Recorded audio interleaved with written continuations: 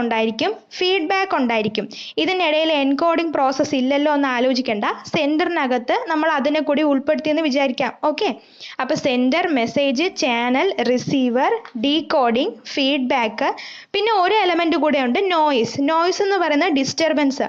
So അതും നമ്മുടെ കമ്മ്യൂണിക്കേഷനിലെ ഒരു എലമെന്റ് തന്നെയാണ്. കാരണം ഒരിക്കലും ഒരു പെർഫെക്റ്റ് കമ്മ്യൂണിക്കേഷൻ ഉണ്ടാവുന്നില്ല.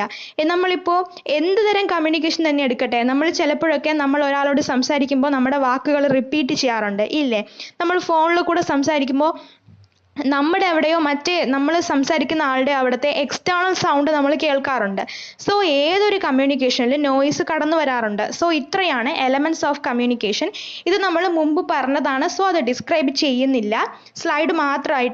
നോട്ട് മാത്രമായിട്ട് വീഡിയോയുടെ കൂടെ പോവും. ഓക്കെ, ആ നോട്ട്സ് ഒക്കെ എഴുതിയെടുക്കുക.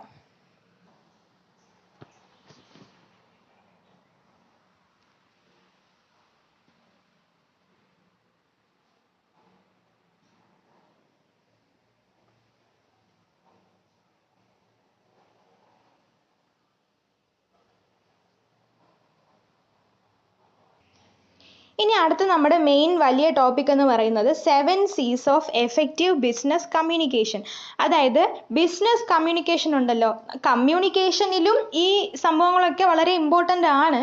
എന്നാലും ബിസിനസ് കമ്മ്യൂണിക്കേഷൻ ഇപ്പോൾ ഒരു ഇൻസ്റ്റിറ്റ്യൂഷനിലോ ഒരു വർക്ക് പ്ലേസിലോ ഒരു ഇൻഡസ്ട്രിയിലോ ഒക്കെ എന്ന് പറഞ്ഞാൽ നമ്മുടെ വർക്ക് പ്ലേസിൽ ബിസിനസ് മേഖലയിൽ കമ്മ്യൂണിക്കേഷൻ എന്നുള്ള ഒരു കോൺസെപ്റ്റ് എടുക്കുമ്പോൾ വളരെ ഇമ്പോർട്ടൻ്റ് ആയിട്ട് നമ്മൾ കമ്മ്യൂണിക്കേഷൻ പ്രോസസ്സിനകത്ത് ശ്രദ്ധിക്കേണ്ട 7 കമ്പോണൻസിനെ പറ്റിയാണ് നമ്മൾ ഇതിൽ പഠിക്കുന്നത്. 7 C's ഓഫ് കമ്മ്യൂണിക്കേഷൻ.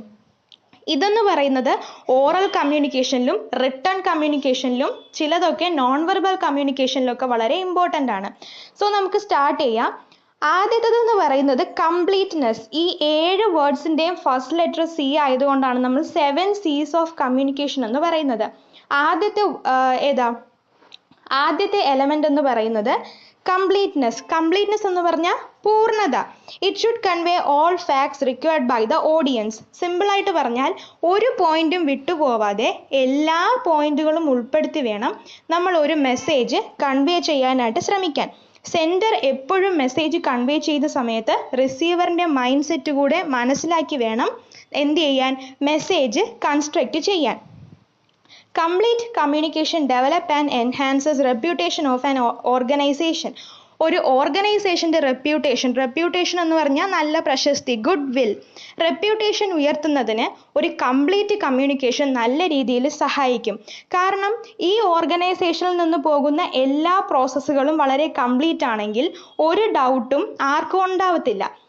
സോ അതുകൊണ്ടാണ് അങ്ങനെ പറയുന്നത്. ഇനി moreover they are cost saving and no crucial information is missing.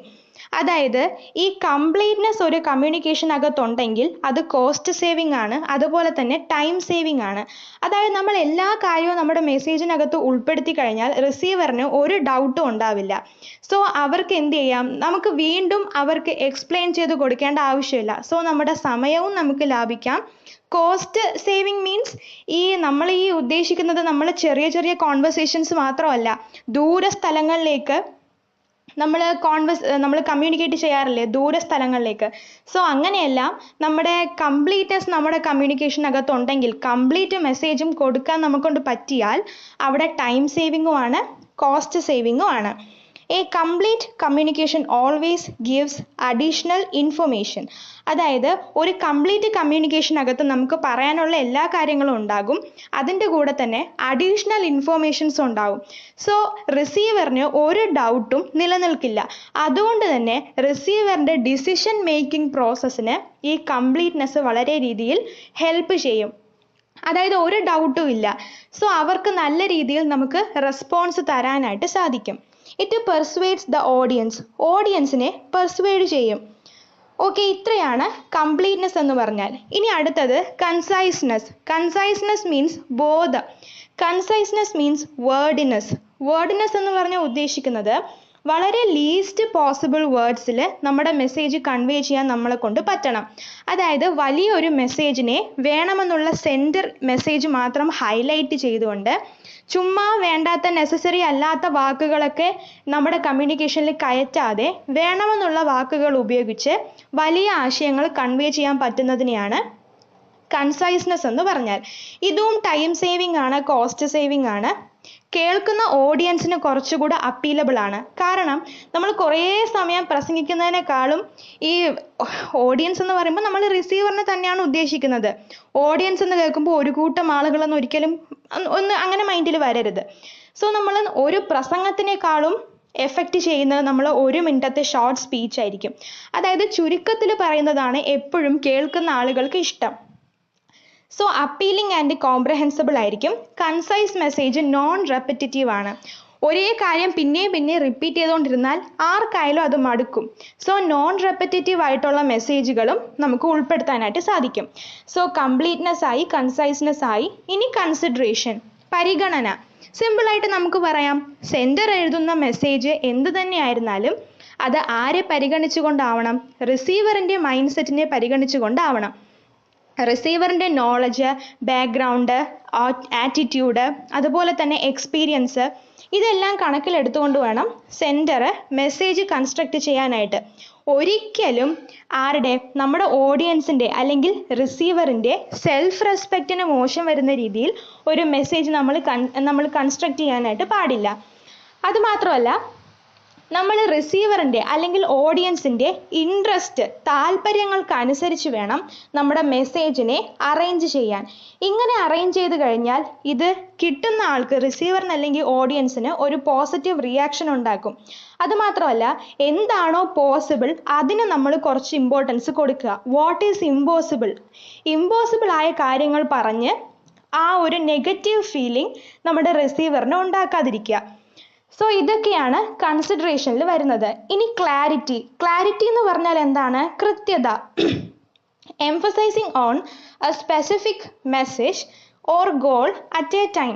അതായത് ഒരു സമയം ഒരു കാര്യം പറയുക, ഒരുപാട് കാര്യങ്ങളെ കൊണ്ടുവന്ന് ഒരു കൃത്യത നഷ്ടപ്പെടുത്താതിരിക്കുക. Clarity makes understanding easier. നല്ല ക്ലിയർ മെസ്സേജ് കൊടുത്തു കഴിഞ്ഞാൽ അണ്ടർസ്റ്റാൻഡിങ്ങും അത്രത്തോളം ഈസിയർ ആയിരിക്കും. Complete clarity of thoughts and ideas enhances the meaning of message. അതായത് നമ്മൾ കൺവേ ചെയ്യുന്ന തോട്ട്സിൻ്റെ ക്ലാരിറ്റി കൂടുതലാണെങ്കിൽ ആ മെസ്സേജിൻ്റെ മീനിങ്ങും അത്രത്തോളം എഫക്റ്റീവായിട്ട് ഓഡിയൻസിന് കിട്ടും. Clear message use of exact and appropriate and concrete words. അതായത് വാക്കുകളുടെ ഉപയോഗം നല്ല കൃത്യമായിട്ട് ശ്രദ്ധിച്ചു വേണം നമ്മുടെ നമ്മുടെ മെസ്സേജ് തയ്യാറാക്കാൻ. സോ അതാണ് ക്ലാരിറ്റി. ഇനി അടുത്ത് കോൺക്രീറ്റ്നെസ് എന്ന് പറഞ്ഞാൽ എന്താണ്? ദൃഢത. നമ്മൾ എന്താണോ പറയുന്നത് അതിൽ നമ്മൾ 100% ഷുവർ ആൻഡ് ഫേം ആയിരിക്കണം. അതായത് നമ്മൾ ഉപയോഗിക്കുന്ന വാക്കുകളിലാവട്ടെ, നമ്മൾ പറയാൻ ഉദ്ദേശിക്കുന്ന മെസ്സേജിലാവട്ടെ, നമ്മൾ 100% അഷ്വേർഡ് ആയിരിക്കണം. അത്രത്തോളം കോൺഫിഡൻസിൽ വേണം നമ്മൾ കമ്മ്യൂണിക്കേറ്റ് ചെയ്യാനായിട്ട്. So concreteness strengthens the confidence. Strengthens the confidence. It is supported with a specific fact and figures. It make use of words that are clear and that build in reputation. Concrete messages are not misinterpreted. അതായത് നമ്മൾ പറയുന്ന ഒരു മെസ്സേജിനകത്ത് നമ്മൾ എന്ത് കാര്യമാണോ പറയുന്നത് അതിനെ support ചെയ്യാൻ തെളിവുകൾ കൂടെ ഉൾപ്പെടുത്തി കഴിഞ്ഞാൽ അത് നല്ല കോൺഫിഡൻ്റ് ആയിട്ട് റിസീവറിന് വായിച്ചെടുക്കാനായിട്ട് സാധിക്കും. അതുമാത്രമല്ല, നമ്മൾ പറയുന്ന കാര്യങ്ങളെല്ലാം നല്ല ക്ലിയർ ആയിരിക്കണം. ബിൽഡ് ഇൻ റെപ്യൂട്ടേഷൻ എന്ന് പറഞ്ഞാൽ എന്താണ്? നല്ല ഒരു ഇന്നസെൻറ്റ്, സിൻസിയർ പ്രസൻറ്റേഷൻ ആയിരിക്കണം നമ്മൾ ചെയ്യേണ്ടത്. ഇനി അടുത്ത കേർട്സി മീൻസ് മര്യാദ. അതായത് എന്താണ്? നമ്മുടെ വാക്കുകളിലും നമ്മുടെ മെസ്സേജിലും ഒരു റെസ്പെക്റ്റ് ഉണ്ടായിരിക്കണം. നമ്മുടെ റിസീവറിന് മോശം വരുന്ന രീതിയിൽ നമ്മൾ നമ്മുടെ മെസ്സേജ് കൺവേ ചെയ്യാൻ പാടില്ല. റിസീവറിനെ റെസ്പെക്റ്റ് ചെയ്തുകൊണ്ട് നമ്മുടെ വേർഡ്സ്, നമ്മുടെ മെസ്സേജ് നമ്മൾ ക്രിയേറ്റ് ചെയ്യണം. നമ്മുടെ മെസ്സേജ് എങ്ങനെയായിരിക്കണം? Polite, judicious, reflective and enthusiastic. ഈ 4 കാര്യങ്ങളും നമ്മുടെ മെസ്സേജ് സപ്പോർട്ട് ചെയ്തിരിക്കണം. Courtesy implies taking into consideration viewpoints as well as feeling of the receiver. ഇപ്പോൾ പറഞ്ഞ കാര്യമാണ്. ഓഡിയൻസിനെ ഫോക്കസ് ചെയ്ത് പോസിറ്റീവായിട്ട് വേണം നമ്മൾ പറയാൻ. റെസ്പെക്റ്റ് കാണിക്കണം. It is not at all biased. Biased എന്ന് പറഞ്ഞാൽ എന്താണ്? നമ്മളിപ്പോൾ റിസീവറിന് റെസ്പെക്റ്റ് കാണിക്കണം എന്ന് പറഞ്ഞു. അതേസമയം റിസീവറിൻ്റെ ചിലപ്പോൾ സ്റ്റേറ്റസോ ഫിനാൻഷ്യൽ ബാക്ക്ഗ്രൗണ്ടോ ഒന്നും അനുസരിച്ച് നമ്മുടെ റെസ്പെക്റ്റ് മാറരുത്. നമ്മൾ ആരോട് പറഞ്ഞാലും റിസീവറിൻ്റെ റെസ്പെക്റ്റ് നമ്മൾ കാത്തു സൂക്ഷിക്കണം. ഒരിക്കലും അത് ബയാസ്ഡ് ആവരുത്. ഒരാളിൽ നിന്ന് മറ്റൊരാളിലേക്ക് പോകുമ്പോൾ റെസ്പെക്റ്റ് മാറരുത്. ഇനി ലാസ്റ്റ് കറക്റ്റ്നെസ്. കറക്റ്റ് എന്ന് പറഞ്ഞാൽ എന്താണ്? മിക്കവാറും സിമ്പിളായിട്ട് പറഞ്ഞാൽ ഗ്രാമാറ്റിക് മിസ്റ്റേക്ക് ഒന്നും വരാതെ നല്ല വാക്കുകൾ സ്റ്റാൻഡേർഡ് ലാംഗ്വേജ് ഉപയോഗിച്ചുകൊണ്ട് കറക്റ്റ് പോയിന്റ് മാത്രം പറഞ്ഞുകൊണ്ട് ഓഡിയൻസിനും റീഡേഴ്സിനും കറക്റ്റ് മെസ്സേജസ് കൊടുക്കുക. നമ്മൾ കൊടുക്കുന്ന മെസ്സേജ് അല്ലെങ്കിൽ നമ്മൾ ഉൾപ്പെടുത്തുന്ന ഫാക്റ്റ് ആൻഡ്